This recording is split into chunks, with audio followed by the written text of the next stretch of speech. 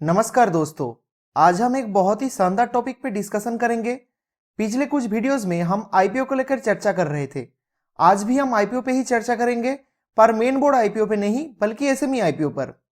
SME IPO को लेकर काफ़ी सारे डाउट्स है, काफ़ी क्वेश्चंस है कि सबसे पहले ये एसएमई आईपीओ होता क्या है, इसमें अप्लाई कैसे करते हैं, अगर अप्लाई करने के बाद अलॉटमेंट मिल गया तो सेल कैसे करते हैं, कि हम यहाँ पर प्री ओपन सेशन में सेल कर सकते हैं, अगर कर सकते हैं तो सेल करने का प्रोसेस क्या है, क्या एसएमई आईपीओ में अप्लाई करने के लिए क्या कुछ अलग टाइप के कोई अलग डीमैट अकाउंट होना चाहिए, क्या सही में एसएमई आईपीओ में इन्वेस्ट करना चाहिए, क्या ये एक गुड इन्वेस्टमेंट है। तो एक एक डाउट्स एंड क्वेश्चन को हम इस वीडियो में बारीकी से बहुत अच्छे से समझेंगे। एसएमई आईपीओ को लेकर जितने भी डाउट्स हो सकते हैं वो हम आज इस वीडियो में कवर करेंगे। आप सिर्फ इस वीडियो को बिना स्किप किए अंत तक देखते रहिए। तो चलिए आज की ये शानदार टॉपिक पे शानदार वीडियो शुरू करते हैं। तो सबसे पहले जो क्वेश्चन आता है वो है कि ये एसएमई आईपीओ होता क्या है। उससे भी पहले एसएमई क्या है, आईपीओ तो हम जानते हैं, लेकिन ये एसएमई क्या चीज है। देखिए, एसएमई का मतलब है small and medium size enterprises. मतलब जो एंटरप्राइजेस कंपनीज बहुत छोटे साइज के होते हैं, जिनका इन्वेस्टमेंट अमाउंट बहुत कम होते हैं और टर्नओवर अमाउंट भी बहुत कम है। मतलब सीधा सीधा हमारे स्टॉक मार्केट में जो लिस्टेड कंपनीज है उनसे बहुत ही छोटे साइज के होते हैं ये एसएमईज। एनुअल टर्नओवर और टोटल इन्वेस्टमेंट के हिसाब से एसएमईज को दो कैटेगरीज में डिवाइड करा जाता है। एक है स्मॉल एंटरप्राइजेस, जिनका इन्वेस्टमेंट अमाउंट होते हैं 1 से 10 करोड़ के बीच में एंड टर्नओवर अमाउंट होते हैं 5 से 50 करोड़ के भीतर। और दूसरा है मीडियम एंटरप्राइजेस, जिनका इन्वेस्टमेंट अमाउंट होते हैं 10 करोड़ से 50 करोड़ एंड टर्नओवर होता है 50 करोड़ से 250 करोड़ के अंदर।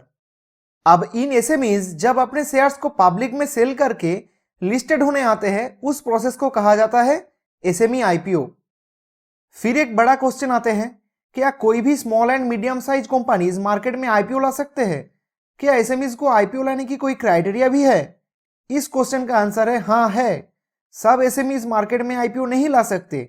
आईपीओ लाने की बहुत सारे क्राइटेरियाज है, उन सब क्राइटेरियाज को फुलफिल करना होगा, तब जाके एक एसएमई अपना आईपीओ पब्लिक ला सकते हैं।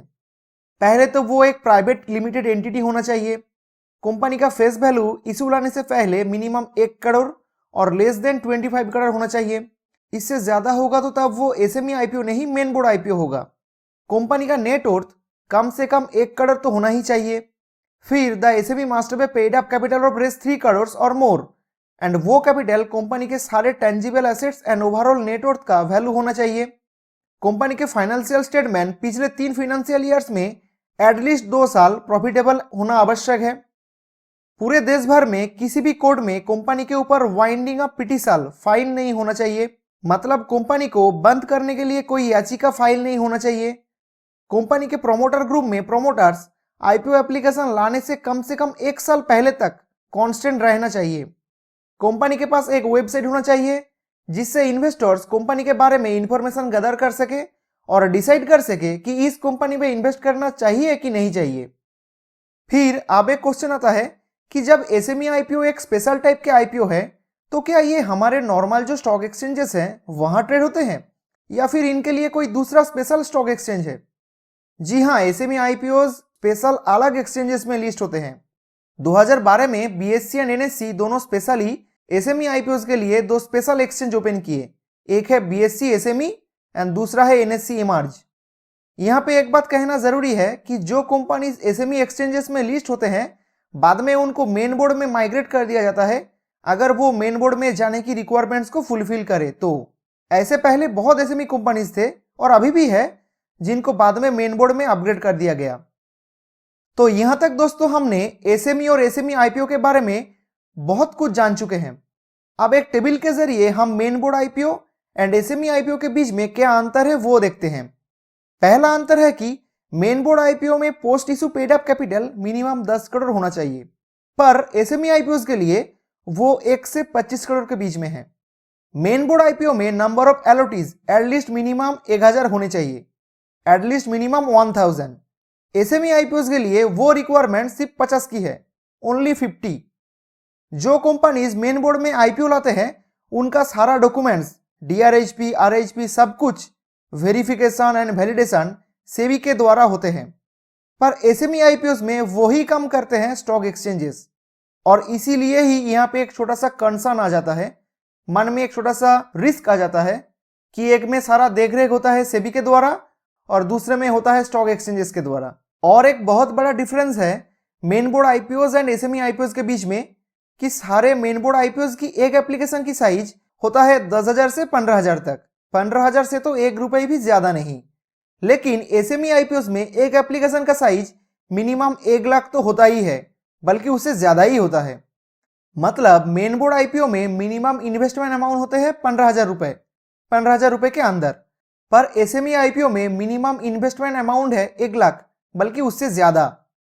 मेन बोर्ड में जो कंपनी लिस्ट होते हैं उनको हर एक क्वार्टर में अपने फाइनेंशियल स्टेटमेंट को पब्लिक करना होता है, पर यही रूल एसएमईज के लिए क्वार्टरली नहीं हाफ ईयरली है।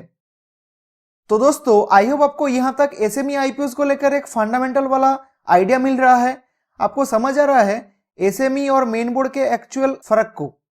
अब चलिए, अब वक्त है सवाल जवाब करने का। अब जितना भी एफएक्यूज आते हैं एसएमई आईपीओ को लेकर, वो सारे एफएक्यूज का एक एक करके डिस्कस करा जाए और जवाब ढूंढा जाए। तो चलिए, सबसे पहले जो सवाल है कि यहाँ पर ट्रेडिंग कैसे होता है, एसएमई आईपीओ के शेयर्स को कैसे खरीदा बेचा जाता है। तो दोस्तों यहाँ पर जो ट्रेडिंग होता है वो लॉट के अंदर होता है, खरीदना बेचना सब कुछ लॉट में। आप यहाँ 1-2 शेयर्स में कुछ नहीं कर सकते, जो भी करना है लॉट में ही करना है। पार्शियली आप यहाँ पे कुछ नहीं कर सकते। फॉर एग्जाम्पल, जैसे कि अभी रिसेंटली जो एसएमई आईपीओ आया है एमीबेल लॉजिस्टिक्स, उसके एक लॉट साइज है 1600 एंड शेयर प्राइस है 81 रुपीज। मतलब इस आईपीओ में अगर कोई इन्वेस्ट करना चाहे तो उनको मिनिमम 1,29,600 रुपीज का इन्वेस्टमेंट करना होगा। और आईपीओ लिस्टिंग के बाद भी इस कंपनी के शेयर्स खरीदना है तो लॉट में ही खरीदना होगा। मतलब मिनिमम 1600 शेयर्स और उसके मल्टीपल में ही खरीदना होगा। पार्शियली आप यहाँ पे कुछ नहीं खरीद पाएंगे। और सेम सेलिंग भी लॉट में ही करना होगा, 1-2 जितने चाहे उतने क्वांटिटी में नहीं होगा, जो भी होगा लॉट के मल्टीपल के हिसाब से ही होगा। अब चलते हैं अगले क्वेश्चन की तरफ। अब यहाँ पर जो सवाल है वो ये है कि क्या हमें एसएमई आईपीओ में इन्वेस्ट करने के लिए, एसएमई शेयर्स में ट्रेडिंग करने के लिए क्या कोई दूसरे स्पेशल टाइप के डीमैट अकाउंट की जरूरत है?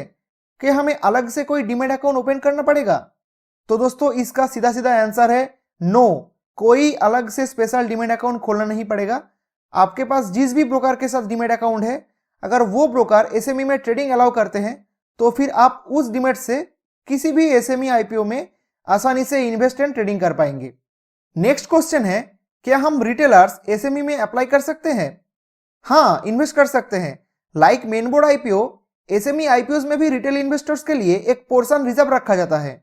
अगर एक रिटेल इन्वेस्टर के पास उस आईपीओ में इन्वेस्ट करने के लिए उतना पैसा है तो फिर वो आराम से आईपीओ में इन्वेस्ट कर सकते हैं। फिर नेक्स्ट क्वेश्चन है, क्या एजनाइज एसएमई आईपीओ में निवेश कर सकते हैं? इसका भी आंसर है यस। एजनाइज मेन बोर्ड आईपीओ की तरह एसएमई में भी इन्वेस्ट कर सकते हैं। एजनाइज के यहाँ पे एक अलग से पोर्शन रिजर्व रखा जाता है।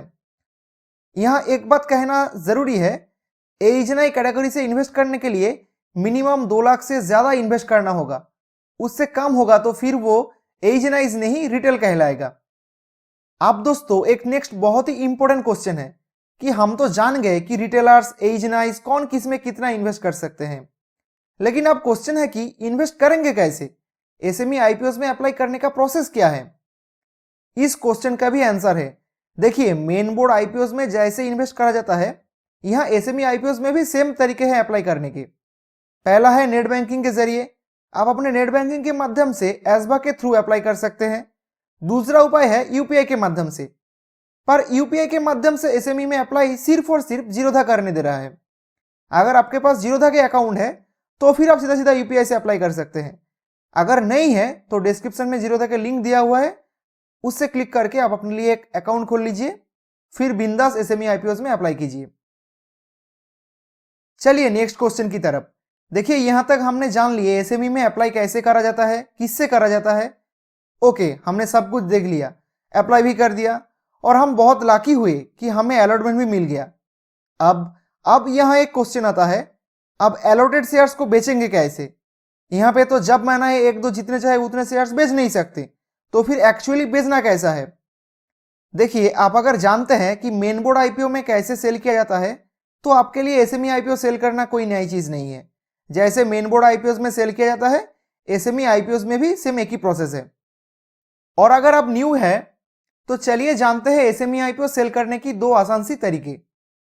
पहला है पोस्ट लिस्टिंग। आईपीओ लिस्ट हो जाने के बाद सुबह 10 बजे से आप अपने शेयर्स नॉर्मली सेल कर पाएंगे, पर ध्यान रखिए सेलिंग होगा तो सिर्फ लॉट में ही। और एक दूसरा उपाय है सेल करने का, प्री ओपन। आईपीओ के प्री ओपन सेशन में सेल करना।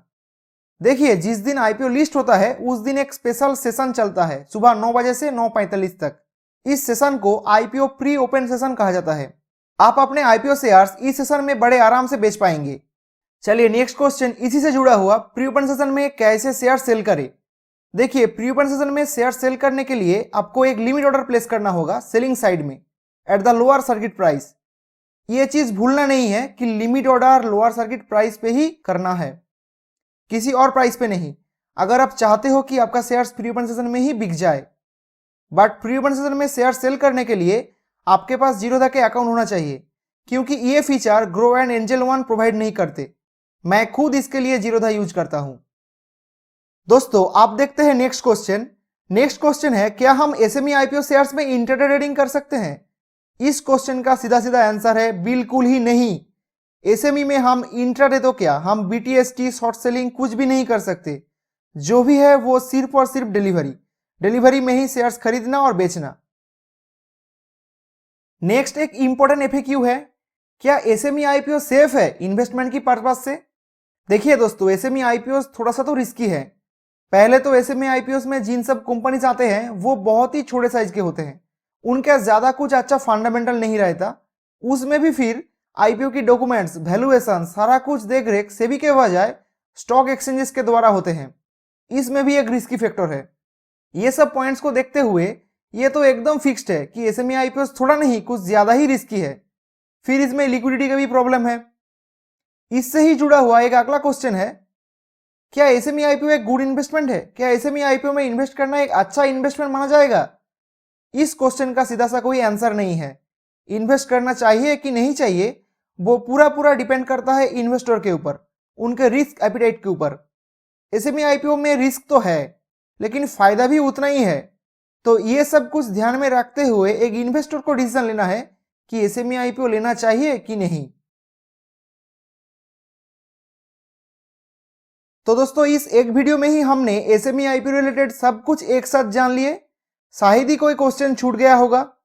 अगर किसी क्वेश्चन बाकी रह गया है तो आप प्लीज कमेंट कीजिए, मैं आंसर 100% दूंगा। तो दोस्तों, आपको ये इन्फॉर्मेटिव वीडियो कैसा लगा प्लीज कमेंट करके बोलिएगा, और वीडियो पसंद आए तो प्लीज चैनल को सब्सक्राइब कर दीजिए ऐसे ही और शानदार इन्फॉर्मेटिव वीडियो देखने के लिए। चलिए दोस्तों, मिलते हैं अगले ऐसे ही किसी इन्फॉर्मेटिव वीडियो में। तब तक के लिए बाय बाय।